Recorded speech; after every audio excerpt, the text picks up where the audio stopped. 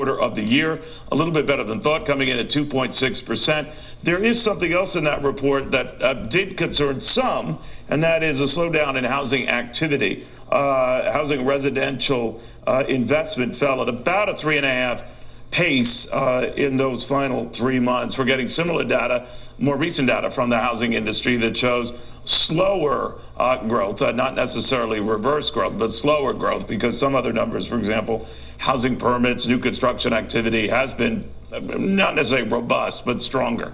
Let's get the read from former Fannie Mae executive Tim Root. We've also got Coldwell Banker, Realtor Matthew Cooney. Matthew, ended with you. Your take on housing. Now we get so much data, but at least in the last 3 months of last year, there was this contraction in investment activity. What was going on?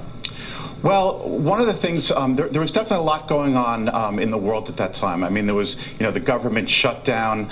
Late last year, you looked at interest rates had creeped up to that 5% level, and that really took a lot of buyers and brought them to the sidelines. Now with the interest rates, around 4.5%, according to Freddie Mac, what you're seeing is that there's just, the buyers are out there, and I don't see, as far as the upcoming spring market's concerned, I'm not seeing that there's going to be a radical shift from last year because of the fact that interest rates are low, because inventory is still tight. There's only about 4 months of inventory right now. A balanced market is 5 to 6 months of inventory.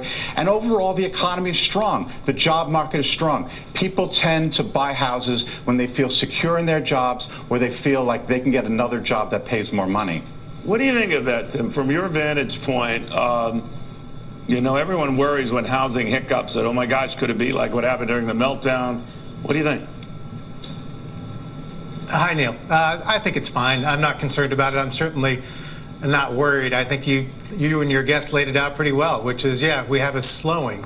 Look, what you saw at the end of 2018 was a very rational market, right? You had home price appreciation that was going, kind of unrestricted, up 7-8% a year. You had interest rates that spiked, and you hit an affordability crash. So borrowers took a pullback. You saw inventories rise. You saw values come down. It was perfectly rational.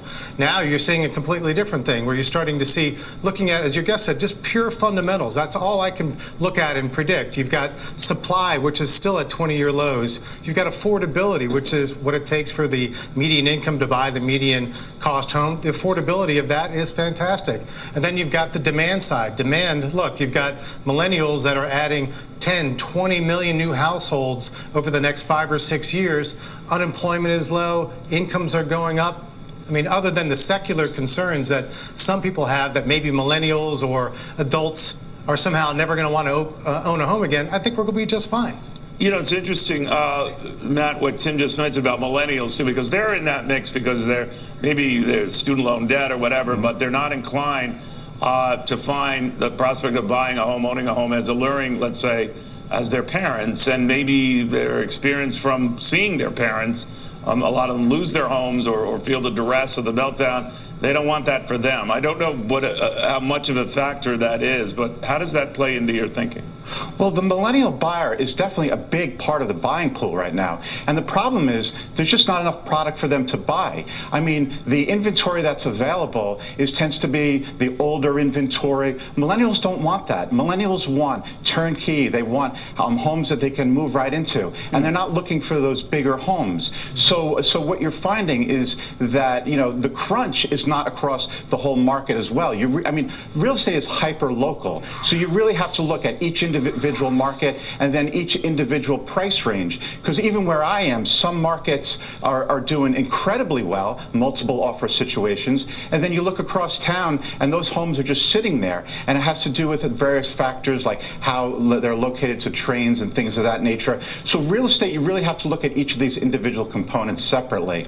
Tim, you mentioned at the outset here that if the macro kind of things look good, you didn't say it in so many words, but then that should help housing. And by that, I would think you'd include jobs. You mentioned the very low unemployment rate, but we've got record numbers of people working across all demographic groups. And if that were to turn, it would be obviously a different scenario. So I don't see that turning yet. I could be missing something.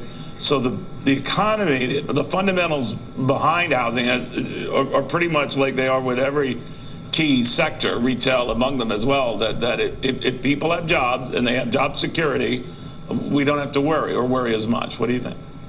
I think you're right. I mean, that's the thing that certainly puts me to sleep at night. I don't see any looming threats. I mean, you had the housing run-up that led to the housing crisis was about fraud and speculation. These are all about fundamentals. I don't have any issue with taking a breather. Quite frankly, we needed to take a breather as we're waiting for these millennials to get to that 32, 34-year-old range. But look, you're still in the longest economic expansion. You're in the longest employment expansion in history.